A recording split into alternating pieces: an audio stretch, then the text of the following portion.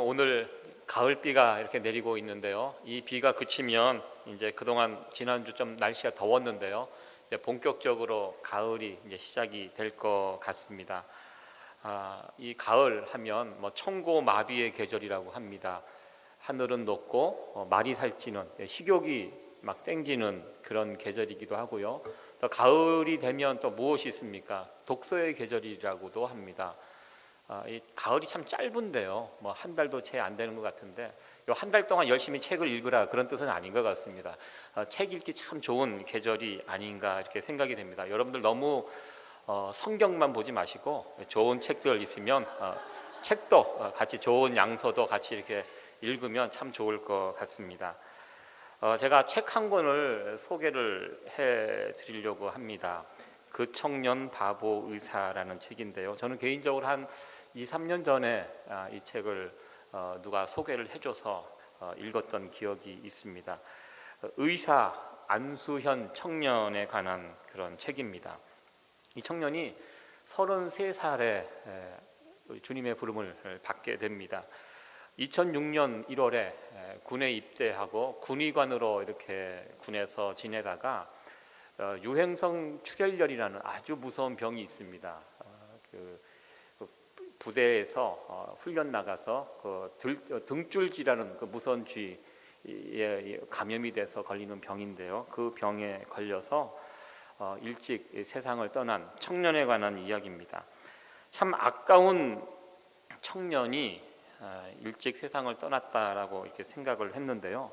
근데 이 청년의 장례식에 4,000명의 조문객이 왔다고 합니다. 이 청년이 다니는 교회가 영락교회였습니다. 영락교회가 제법 큰 교회인데요. 아무리 그래도 이 영락교회 청년부에 다녔던 청년이었는데 이 청년의 장례식을 이렇게 진행하는데 4,000명의 그 조문객들이 몰려든 걸 보고 어떻게 이럴 수가 있는가?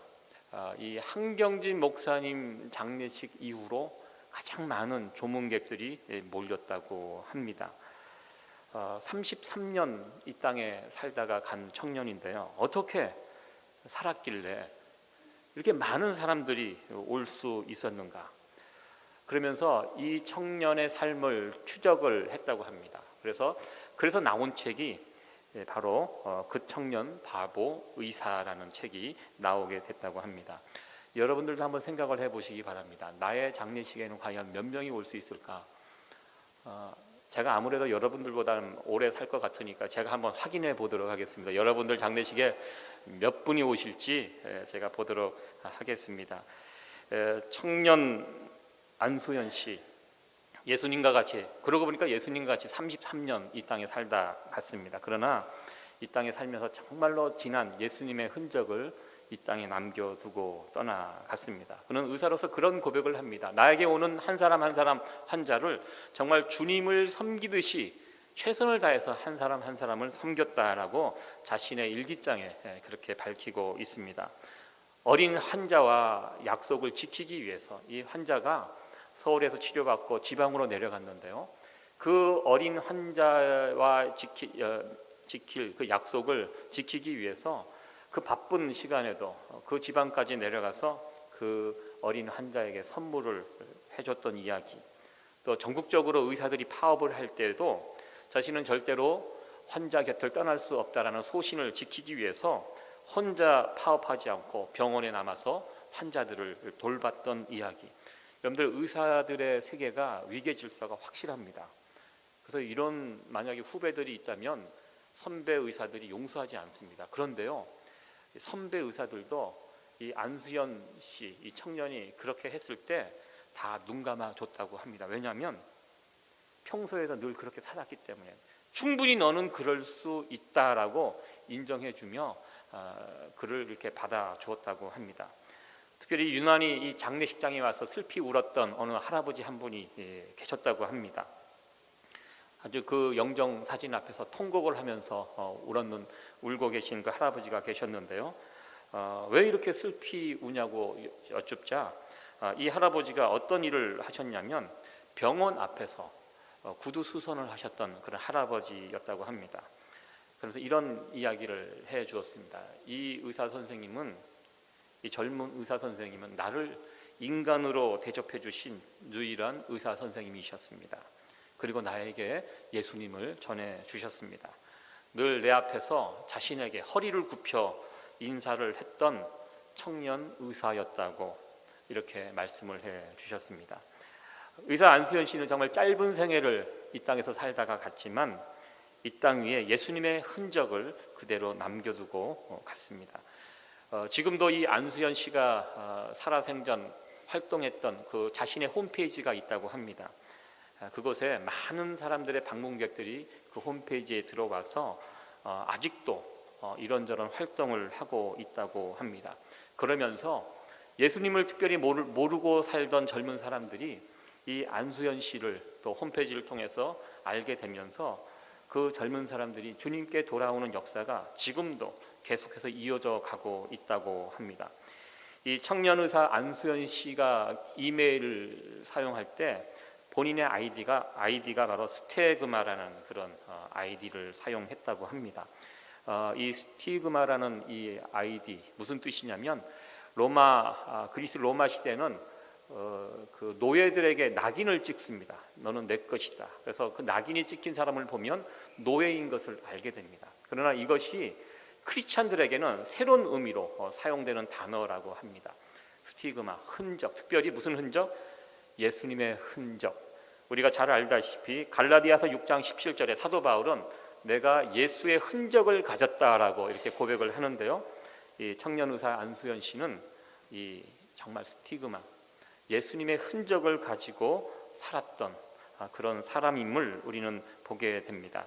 오늘 우리가 함께 읽었던 이 본문 속에는 의사 안수현 씨와 같이 예수님의 흔적을 이 땅에 남기고 떠난 한 여인의 이야기가 우리에게 소개되고 있습니다.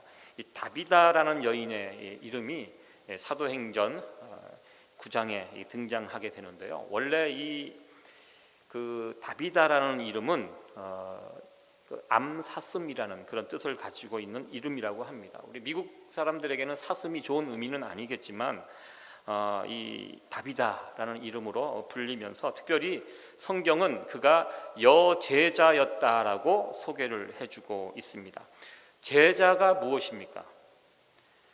제자란 예수님을 나의 구주, 나의 하나님으로 믿고 특별히 예수님의 그 가르침, 그 말씀에 따라 살아가는 자를 우리는 제자라고 말하게 됩니다. 하나님의 말씀, 특별히 예수님이 이 땅에 사시면서 말씀하신 그 말씀을 소중히 여기고 그 말씀대로 실천하며 살아가는 자들을 가리켜 우리는 주님의 제자라고 이야기합니다.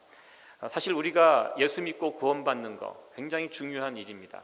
그러나 그것이 우리의 최종 목표는 아니라는 것입니다. 어떤 면에서 보면 우리의 최종 목표는 주님의 제자가 되는 것입니다. 이 다비다는 이 땅에서 주님의 제자의 삶을 살았습니다. 그렇게 살면서 나타난 결과가 오늘 본문에 나와 있는 말씀처럼 선행과 구제하는 일이 심히 많았다라고 이야기하고 있습니다. 제자로 살면서 주님의 말씀대로 어려운 이웃들을 만났을 때 그들을 힘껏 돕고 구제하는 그렇게 살았던 이 다비다의 모습을 성경은 우리에게 소개해 주고 있습니다. 그런데 이렇게 살아가던 다비다가 그만 병이 들게 되었고 그리고 그 병으로 인하여 죽게 되었습니다. 예수님을 잘 믿는 사람들도 병이 들고 그리고 다른 사람들과 같이 그렇게 세상을 떠나게 된다는 것입니다. 그리고 주님의 제자로서 이렇게 살다가 떠난 이 죽음은 복된 죽음이었다는 것입니다. 그러나 이 여인의 죽음이 복된 죽음이었지만 그러나 그녀의 주변 사람들은 이 다비다의 죽음을 대단히 안타깝게 생각을 했다는 것입니다.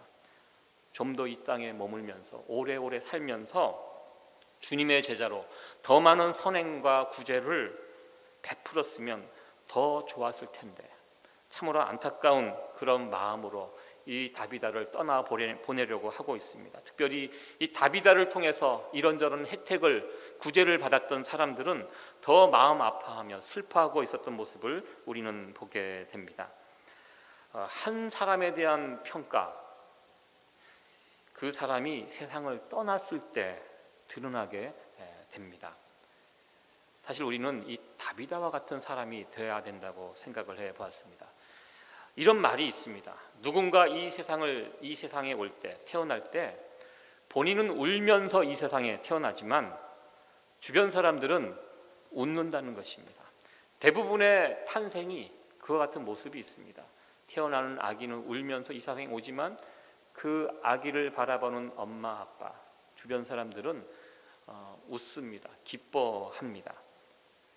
여기는 모든 사람들이 다 똑같을 것 같습니다. 그러나 죽을 때는 다릅니다. 죽을 때 주변 사람들은 울지만 본인은 웃으면서 떠날 수 있는 사람, 그런 사람이 되어야 된다는 그런 말이 있습니다. 특별히 이 세상을 떠나갈 때가 참 중요한 것 같습니다. 이 세상을 떠나가는 그 순간까지도 이 세상의 미련을 버리지 못하고 안 죽으려고 발버둥 치고 본인 스스로 울고 불고 막 난리를 치고, 그런데 주변 사람들은 그렇게 슬퍼하지 않습니다. 그런 인생이 불쌍한 인생이라고 생각이 됩니다. 다비다가 죽었을 때 주변의 많은 사람들은 그녀의 죽음을 안타까워하고 슬퍼했고, 더 나아가 이 여인을 위해서 무언가 특별한 은혜를 구하게 되었습니다. 이것 하나만 보아도 우리는 다비다가 이 땅에서 어떠한 삶을 살았는지를 짐작해서 알 수 있습니다. 사람은 이 떠난 자리가 아름다워야 합니다. 예전에 가까이 지내던 성도님과 같이 이렇게 식당에서 식사를 한 적이 있습니다. 같이 식사를 하는데 그 성도님이 저에게 그런 이야기를 해 주셨습니다. 그때 당시 제가 섬기던 교회 옆에 큰 교회였는데 새로운 부목사님이 이렇게 부임해 오셨습니다. 저와 같은 이제 부목사 역할을 하는 새로운 부목사님이 그 교회에 오셨는데, 그 성도님이 저와 같이 식사하시던 성도님이 그런 이야기를 하시는 거예요. 새로 어느 목사님이 오셨는데 그 목사님이 자기가 보기는 굉장히 좋은 목사님 같다고 그렇게 이야기를 했습니다. 그러면서 그 이유가 무엇이냐면, 언젠가 한번 식당에서 밥을 먹고 있는데 자기 옆 테이블에서 식사를 하셨대요. 그 목사님이. 식사를 하고 그리고 이제 식사가 끝나고 일어설 때 그 자기가 앉았던 그 자리를, 테이블을 아주 깨끗하게 정리를 하시더래요. 모든 흔적이 남지 않도록 깨끗하게 정리하고 그 자리를 떠나는 모습을 보면서 야, 저 목사님 참 괜찮은 목사님이다라고 생각을 했다는 것입니다. 제가 그 이야기를 들으면서 야, 참 별걸 다 보는구나. 그러면서 제 마음의 노트에 또 기록을 했습니다. 나도 식당에서 밥 먹을 때 그렇게 해야 되겠구나. 그래서 요즘 저는 식당에서 밥 먹을 때 노력합니다. 어쩔 때는 제가 만든 그런 자국도 아닌데 그것까지 다 이렇게 물로 이렇게 부어갖고 휴지로 다 닦고 의자도 다 각 잡아놓고 그리고 팁도 더 주고 나름대로 흔적을 깨끗하게 남기려고 노력을 하면서 살고 있습니다. 이 좋은 목사가 된다는 게요, 참 여러 가지로 신경 써야 될 것이 참 많다는 것을 보게 됩니다. 참고로 제가 집에서는 그렇게 하지 않습니다. 집에서는 편하게 하는데요, 밖에 나가면 꼭 그렇게 하려고 노력하고 있습니다. 머물다가 떠나간 그 자리, 깨끗하고 아름다운 사람이 될 수 있어야 한다는 것입니다. 이 다비다의 죽음은 그녀를 알고 있었던 수많은 사람들에게 참 안타까움과 큰 슬픔이 되었습니다. 때마침 그 동네 근처에 베드로 사도가 왔다는 소식을 듣게 됩니다. 특별히 그 베드로 사도가 그 동네에서 8년 된 중풍병자를 고쳐주었다는 그 소식을 그 동네 사람들이 들으면서 빨리 이곳으로 베드로를 오게 하라고 초청을 하게 됩니다. 그래서 베드로가 오게 됩니다. 그리고 이미 죽어있는 다비다, 여기에 보면 베드로의 기도가, 간절한 기도가 나오는데요, 오늘은 시간 관계상 이 기도가 굉장히 중요한 부분이지만 그냥 이 부분은 스킵하도록 하겠습니다. 다음 기회에 베드로의 기도에 관한 부분도 한번 살펴보게 하겠는데요, 이 베드로가 다비다를 놓고 간절히 기도하고, 그리고 이 기도하자 하나님께서 은혜를 베풀어 주셔서 죽었던 다비다가 다시 살아나게 됩니다. 그러면서 죽었던 다비다가 다시 살아나는 그 사건 때문에 그 동네, 욥바라는 동네에 수많은 사람들이 예수님께로 돌아왔다는 이 내용이 오늘 우리가 읽었던 본문의 전체 내용입니다. 저는 죽었다가 다시 살아났던 다비다, 이 다비다의 모습을 보면서 그런 생각을 해보았습니다. 다비다가 여자로서 어떤 큰 일을 했을까? 성경은 그렇게 많은 이야기를 우리에게 소개해 주지 않고 있습니다. 사실 어떻게 보면 여자로서 그렇게 큰 일을 했을 것이라고는 생각하지 않습니다. 특별히 저는 오늘 이 말씀을 통해서 하나님의 큰 일은요, 우리가 하는 작은 일들을 통해서 이루어진다는 사실을 한번 살펴보기를 원합니다. 이 다비다는 예수님의 제자로서 예수님의 말씀에 순종하며 그 말씀을 붙잡고 하루하루 충실히 살았을 것입니다. 불행한 사람들, 또 가난한 사람들을 만났을 때마다 자신이 할 수 있는 그 정도에서, 그 수준에서 그들을 선하게 대하고 그들을 잘 섬겼던 것으로 생각이 됩니다. 그러다가 병이 들고 죽게 되었습니다.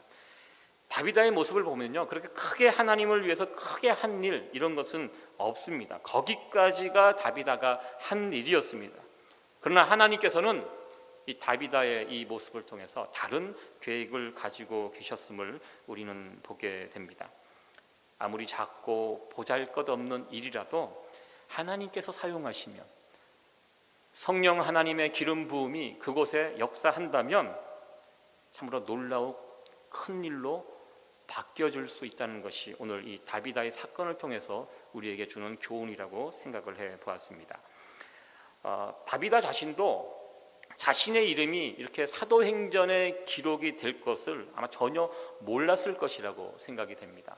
성경에 보면 수많은 이적의 기사들이 나오는데요, 유독 이곳에서만 그 사람, 고침받은 사람의 이름이 이렇게 등장하고 있는 것을 보면서 다비다의 그 헌신을 우리 주님께서 참 기쁘게 받으셨다는 사실을 또 우리는 보게 됩니다. 저는 개인적으로 요즘 자주 생각하는 부분이 있습니다. 그것은 이 작은 일, 사소한 일에 관한 그런 부분입니다. 이 작은 일, 보잘것없는 일, 사소한 일들을 잘 해야 된다는 그런 생각을 또 하게 됩니다. 매일매일 우리가 이민생활을 하다 보면 늘 반복되는 일 같습니다. 우리가 하는 일들이 큰 일이 아닙니다. 다 조그만 그런 일들입니다. 그런 내게 주어진 작은 일들, 그 일들을 잘 감당해 나갈 때 하루하루가 충실하게, 그리고 그 하루하루가 모여서 한 달이 되고 1년이 되고, 그게 우리의 인생이 된다는 사실을 깨닫게 됩니다. 여러분들, 남녀 간의 관계도 그런 것 같습니다. 남자들은요, 여자들에게 뭔가 큰 거를 베풀어 주려고 하고, 또 여자들은 그런 큰 것을 받을 때 좋아한다고 이렇게 생각을 하는 것 같은데요, 그런데 여자들은요, 큰 거보다 작은 것에 잘 감동을 한다고 합니다. 예를 들어서요, 새 차를 사주는 것이나 차 문을 열어주는 것이나 받는 감동이 비슷하다고 합니다. 여러분들, 특히 남자분들 잘 생각하시기 바랍니다. 차 사주는 것보다 차 문 열어주는 것이 훨씬 쉽습니다. 그거 그냥 쉬운 것부터 하시기 바랍니다. 여기 여성분들 제 말에 동의하시죠? 차 사주는 남편이 좋아요, 차 문 열어주는 남편이 좋아요? 차 사주는 남편이 좋다. 예, 차 사주는 남편이죠. 역시 이 조사가 아마 미국에서 한 조사 같습니다. 우리 그래도 한국 분들은 차도 사주고 그리고 그 문도 열어주는 그런 남편이 좋다. 예, 믿음대로 되기를 축원합니다. 네.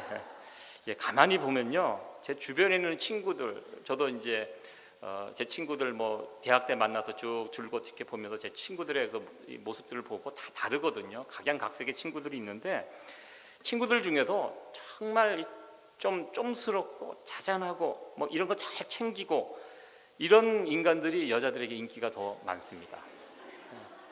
그런 사람들을 더 좋아합니다.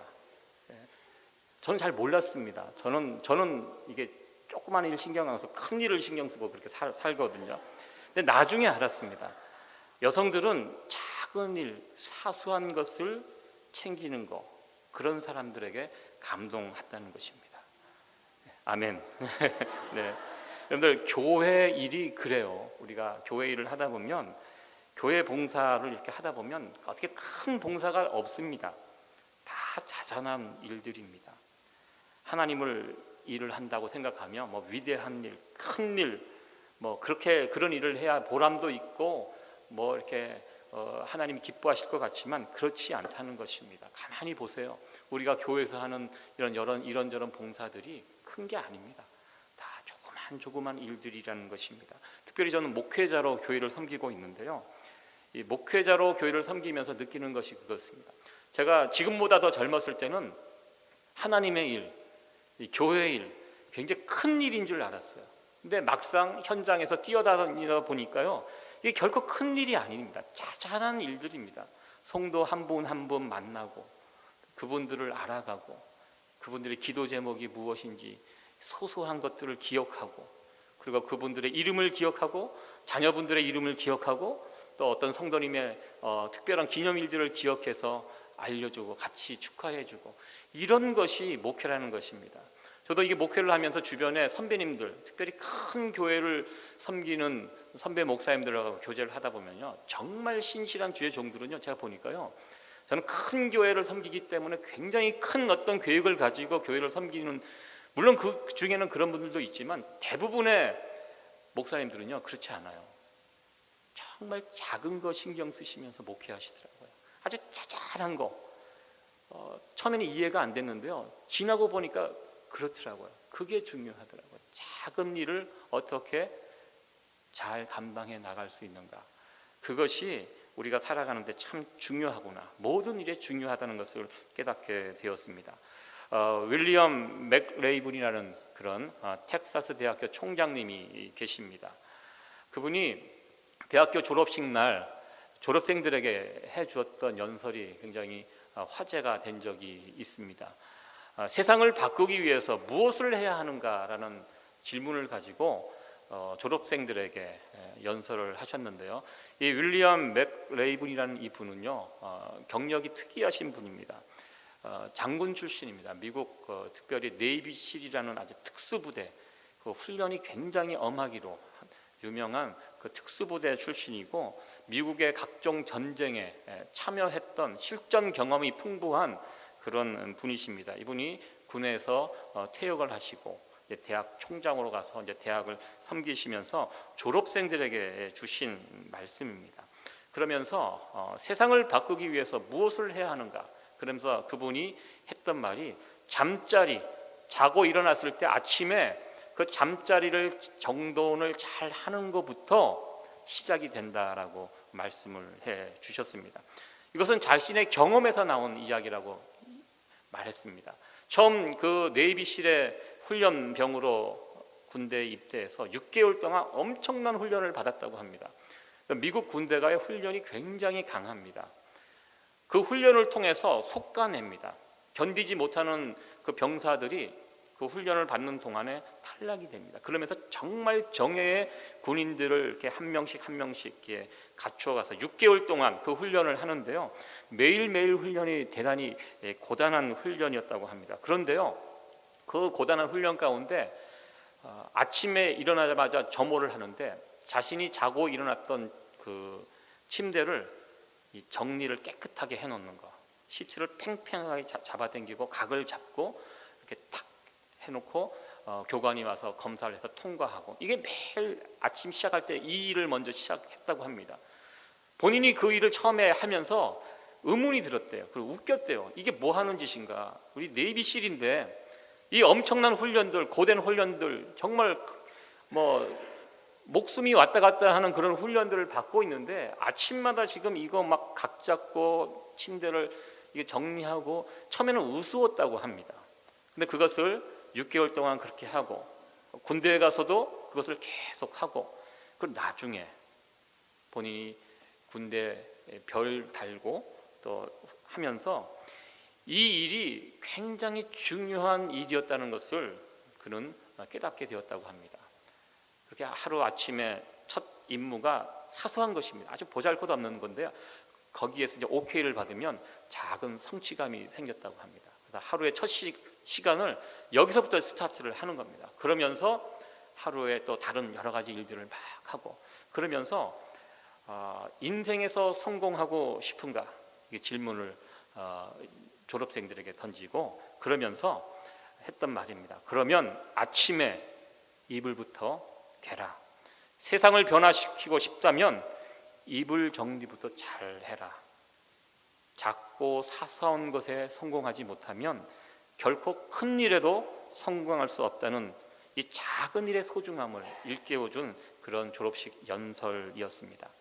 사실 우리가 매일매일 감당하는 일들이 그런 일일 수 있습니다. 큰 일이 아닐 수 있습니다. 그러나 중요한 것은 우리가 하는 그 일이, 우리가 매일매일 하고 있는 그 일들이 아무리 작고 보잘것없는 일이라고 할지라도 그 일 위에 성령 하나님의 기름 부으심이 함께 하신다면 그 일은 하나님의 큰 일로 다시 바뀌어질 수 있다는 사실을 우리는 기억해야 할 것입니다.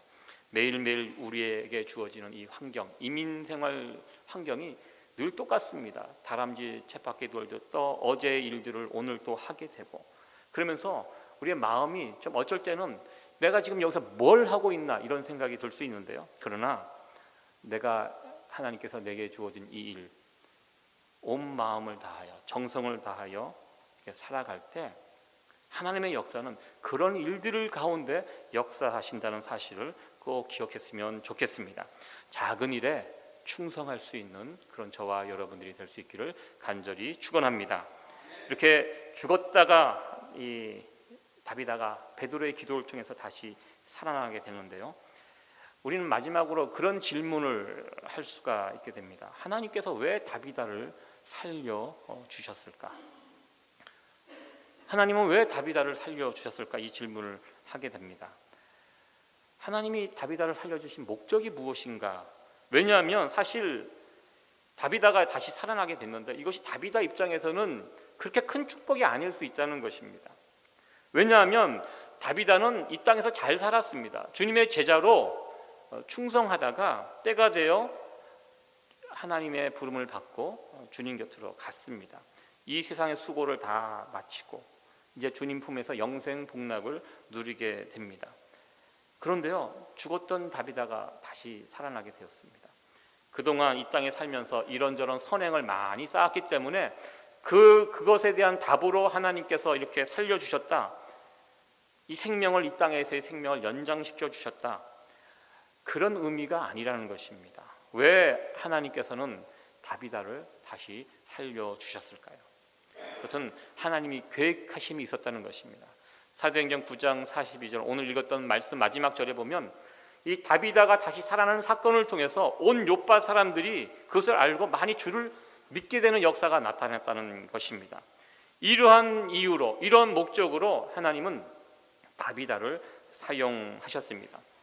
다비다의 선행과 구제로, 그 선행과 구제를 통해서 많은 사람들에게 예수 그리스도의 복음이 이렇게 전파되었는데요, 다시 죽었던 다비다가 살아남으로 이 사실을 알고 있던 많은 사람들이 주님께 돌아오는 역사가 이 일들을 통해서 나타났다는 것입니다. 이 목적을 위해서 우리 주님께서는 다비다를 다시 살려주셨습니다. 요즘 중국산 먹거리 때문에 참 이 걱정도 많고 문제가 많이 일어나게 되는데요. 여러분들 조기라는 물고기 잘 아시죠? 조기 맛있습니다. 이렇게 밥 먹을 때 조기 한 마리만 있어도 밥도둑이라고 할 정도로 맛있는데요. 그럼 특별히 이 조기 중에서 최상품 조기가 무엇인지 아시죠? 영광굴비입니다. 이 영광굴비, 모든 조기가 영광굴비가 되는 것이 아닙니다. 저는 예전에 영광굴비 특별한 어떤 고기인 줄 알았어요. 그런데 그게 아니에요.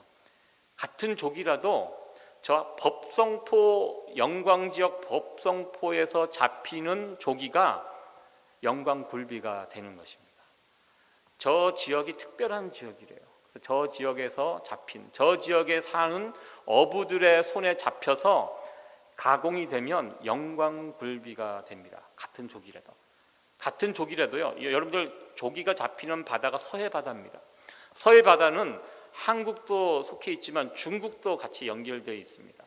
같은 서해배 바다에서 돌아다니는 조기가 중국 사람들에게 잡히면 형편없는 조기가 됩니다. 그냥 값싼 보잘것없는 조기가 되지만 같은 서해바다에서 돌아다니는 조기라고 해도 이 법성포 지역에 있는 이 영광 지역에 살고 있는 어부들 손에 잡히게 되면 최상품 영광 굴비가 된다는 사실입니다. 누구에게 잡히느냐에 따라서요 완전히 달라질 수 있다는 것입니다. 누구에게 쓰임 받느냐에 따라서 우리의 인생이 완전히 달라질 수 있다는 것입니다. 이 복음서에 나오는 오병이어의 기적, 우리가 잘 알고 있는 기적입니다. 어린아이가 내놓는 이 정말 보잘것없는 도시락, 물고기 2마리, 보리떡 5개, 그냥 본인이 먹고 치웠으면 끝날 음식입니다. 그런데 이 음식을 주님께 내어드립니다.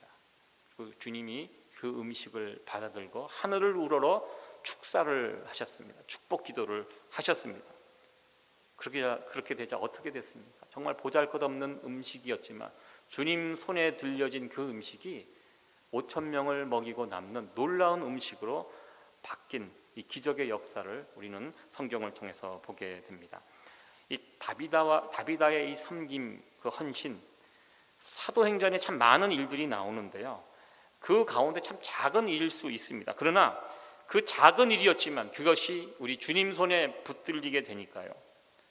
이것이 어떻게 사용이 되었습니까? 온 요파 사람들에게 예수 그리스도가 누구인지를 바르게 증거하게 되고 또 그 일들을 통해서 예수 믿는 많은 사람들이 생겨나는 놀랍고 영광스러운 일에 이 다비다의 헌신과 섬김이 사용되게 되었다는 것입니다.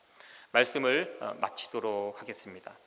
어쩌면 우리가 매일매일 하는 일들 그렇게 중요한 일들이 아닐 것입니다. 특별히 집에서, 가정에서 자녀들을 돌보고 남편을 섬기고 또 교회에서 이런저런 봉사를 하고 그렇게 한 주 한 주 세월을 보내고 시간이 간다고 생각할 수 있습니다. 그러나 우리가 섬기는 이 작은 일, 작은 섬김, 봉사, 헌신이라도 이 일에 우리의 마음을 쏟고 정성을 쏟아 부으면, 기도하면, 그리고 그 위에 성령 하나님의 기름 부음의 역사가 함께 하신다면 우리가 올려드리는 작은 헌신도 하나님 나라에서 정말 크게 사용되는 헌신이 될 수 있다는 것입니다. 하나님, 우리는 언제나 작은 것을 하나님 앞에 드립니다. 그러나 하나님은 그것을 가지고 크게 사용하시는 분이라는 사실입니다. 오늘 말씀의 결론 부분, 참 우리에게 의미가 있는 말씀이라고 생각을 해봤습니다. 여러분들의 작은 섬김과 헌신을 통해서 우리 세이비어 교회가 더욱더 든든해지고 또 여러분들의 가정이 든든해지는데 사용되어지기를 간절히 소원합니다.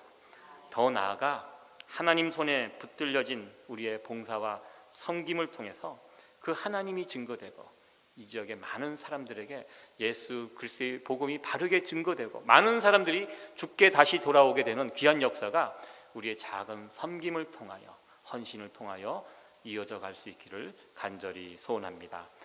기도하시겠습니다.